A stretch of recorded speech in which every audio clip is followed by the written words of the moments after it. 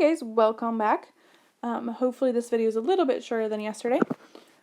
Your warm-up, what are the 4 different associations that can label a scatter plot? So go ahead and pause the video and see if you can write those down. So we talked about positive, negative, linear, and nonlinear. We also talked about strong versus weak versus no association. Okay? So yesterday we plotted the data in the scatter plot, and sometimes there's a piece or a few pieces of data that are kind of way off the rest of the pattern. We call those outliers. We talked about those a little bit in Math 7.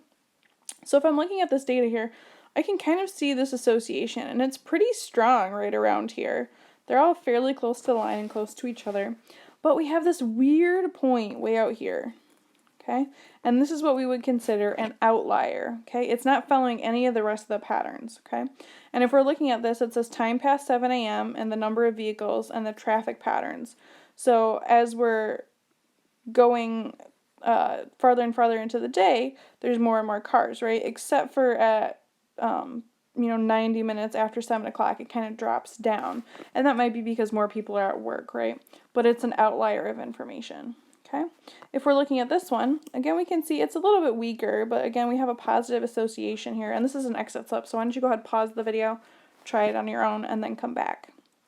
This one actually has 2 outliers, okay? So this is time spent studying and exam scores. So this person only studied for an hour, and that might be an outlier because maybe they had been studying for an hour every day, and that wasn't inside of the portion that was actually collected. And this person studied for 4 hours and didn't do as well on the test. Maybe they were studying the wrong